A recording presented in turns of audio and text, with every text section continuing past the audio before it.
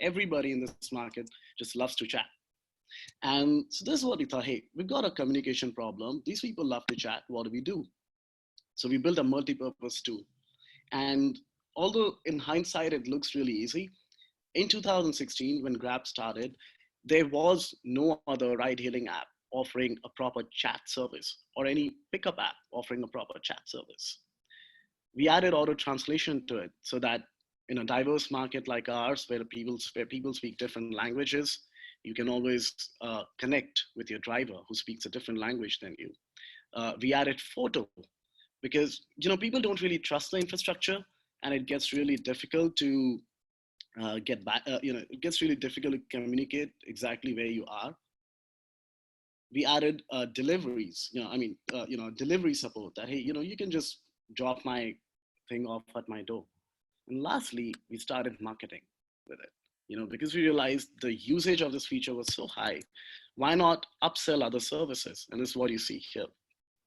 So, we took something really small that Southeast Asia normally does and made that really big. And that showed in the results. Every, every ride that had a chat had lower number of cancellations than a ride that did not. The red line is for those that had a chat, but they did not have a chat. Green line is those that did. That helped us uncover a bunch of insights, like what really causes cancellation. We realize when people say pets, it causes cancellations by X number of times, for example. And it also set a precedent for the rest of the world. Grab launched chat in 2016. It was followed by Gojek in Southeast Asia. Then Uber launched it in its markets. And we added translations and photos. And just recently in Feb, Uber actually launched translations across the entire world, across all its countries. So it just goes to tell you that, although a lot of things in the region start from the West or from China, the region has actually been setting precedents for a lot more things to come. Okay. Any questions?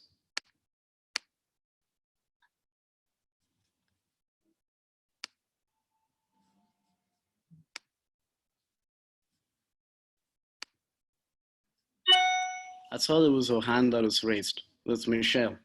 Yeah. Hey, Michelle.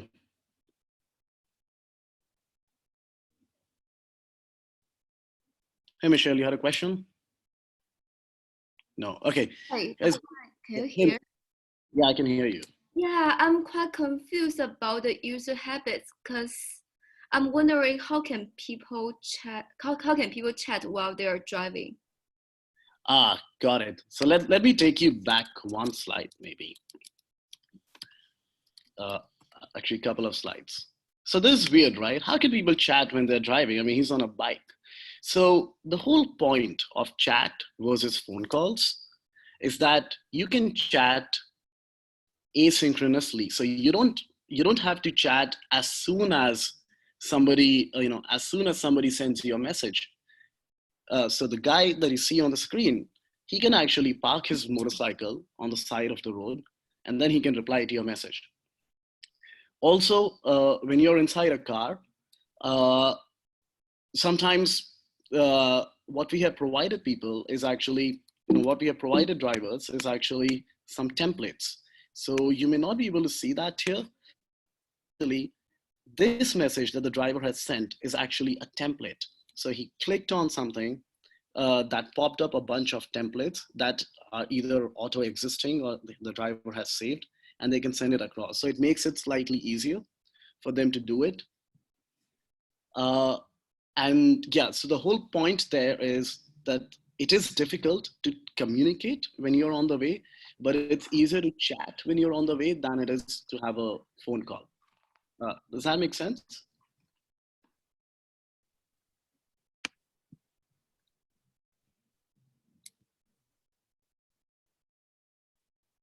Hey, Michelle, does that answer your question? Yeah, sorry, can you hear? Yeah, I think so. Yeah, thank you for that. All right, thank you. All right, let's move on then to the next story. Now, this story is really interesting. So most of you, if you're not from the region, or if you've not left Singapore that much, even if you're from the region, you may not necessarily know about this. So take a look at this. I guess a lot of people have seen motorcycle taxis, right? Either on the TV, or you have perhaps used it. Can you just tell me how many of you have actually used a motorcycle, been on a motorcycle taxi ever? Just raise your hand if you've been there on any motorcycle taxi. Okay, that's some people. That's a fair number of people. So this is the biggest mode of transportation in Indonesia for the masses, right? And the reason is it's the best last mile, first mile commute that you can get. And it's completely dominated by online players. So there's one form of transportation, 90%, it's just dominated by online. It used to be 100% offline, maybe 6 years ago, but now Grab and Gojek have completely overtaken it. But I want to show you something interesting. This is typically what happens at a train station in a city like Jakarta. What you have here on the left side is there are a lot of passengers who step out of the station and they're waiting for their Grab bike driver. So it's got a Grab bike driver to arrive. And there are a bunch of drivers here who are waiting for their passengers to arrive. Yeah, this doesn't make sense. And the reason this happens is that these guys book the ride when they're about to get off the train, because they don't know when the driver will arrive. They don't trust the time of arrival. And these guys normally come in and are still looking for their rider in this whole swarm, and it's all chaos. It's all just chaos at that station. Just outside that station, though, you have these folks. Now, these folks are actually the traditional bike taxi drivers who were never online. These guys can be found easily accessible. You step out of the train station, you get them, right? So the thing is, people don't want to use them because they're not safe, they overcharge, they're like touts, but they're the most accessible. People want to use these guys, but they are not accessible. They can't even find each other, right? So how do we fix this problem? So we went down on the ground and figured out, hey, maybe this problem has been over-engineered. Maybe in the world of ride hailing, we did something that actually made things more complicated. I said, okay, let's try something else. Let's digitize hailing a driver on the street. So instead of waiting for a driver to come to you, booking a ride, allocating, wait for it to come to you, said, you know what? You see so many drivers around you, just walk up to them and make a booking. And that's how this worked.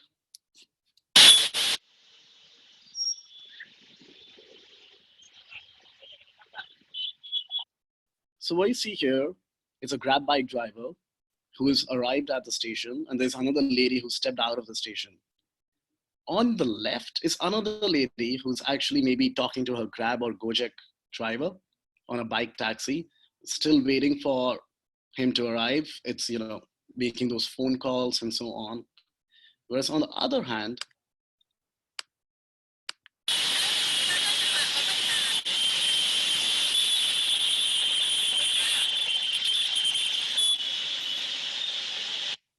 this guy already found his passenger, right? So essentially what we did was we realized, hey, you know what? Maybe when Uber was launched, it actually wanted to solve the problem of getting an access to taxi, get a car at the tap of a button.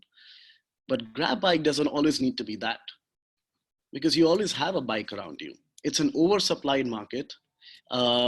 Access to driver was never a problem in this market. They're all around you. The problem was safety and price transparency. And that's what Grab now did. So essentially we mixed the traditional street hail with the transparency and reliability of our platform and turned it into a much better experience for people. It was our fastest growing service in 2017. It reduced cancellations, it reduced waiting time for both the parties, and we were able to get 3 times more new customers through this than we would get traditionally.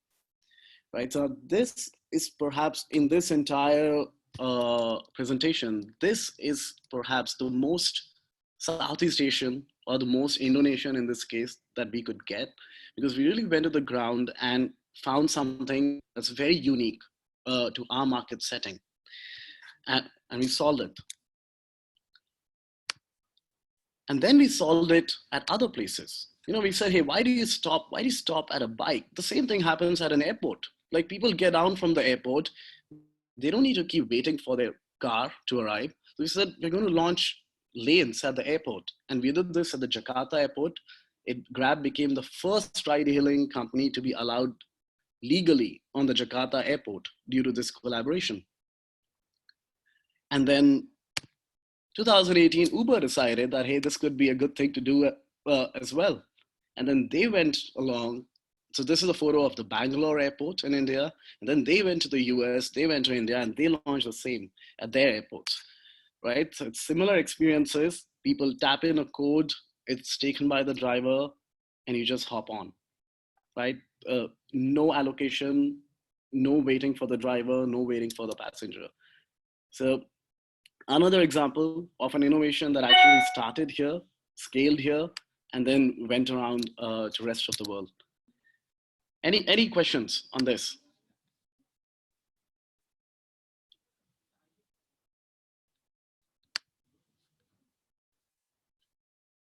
Okay, I think Dennis has a question. Hey, Dennis.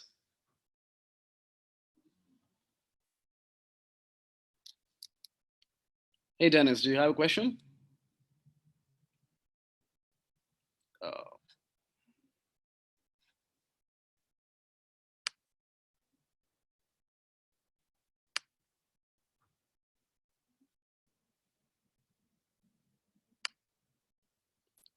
I think Ranu has a question as well. Hey Vaibhav, hi, this is Ranu from India. I wanted to understand, are we also able to solve this pin dispatch from supply point of view? Because, so for example, if you consider airport case, there are a lot of times the driver is not available at the airport and the pin dispatch doesn't work. So it ends up that the rider is not able to book a cab. So how do you optimize between pin dispatch and algorithm-based dispatches? Got it. So this is specific to the airport use case, right? Not to the previous bike taxi one. Like it can, sorry, am I, yeah. So it can also be the case at a railway station, for example, the train case that you mentioned, right? Even there, half of the people can go and book a dispatch by this pin dispatch or something, but half the people will again wait for the dispatch to be automatically allocated because they would not know that pin dispatches work here, and they would try to book a cab automatically. Or it can be also a problem there that the drivers are not available in the vicinity. Mm-hmm. Got it. So there were a couple of things here. On the train stations in general, what happened with the bike taxis was that the supply of drivers in this market is so tremendous. They are so underutilized because actually anybody can become a bike taxi driver as long as they pass the safety test. That, they have utilization rates that allow for this kind of dual booking to happen, that there are a lot of people who might just book and they will get the drivers to come to them, and there are a lot of people who don't need to book and they will still find some drivers on the road. In cases where there could be a scarcity of drivers due to some reasons, what we had, which I don't show you on the screen, is that people actually have a map. It has something called Grab Now spots. And on those spots, they can see actually how many drivers are around them. So before they take the effort of trying to find a driver, they would already know if they actually have someone around them. And if they don't, they would be encouraged to just book. So that would happen on the screen in form of a map.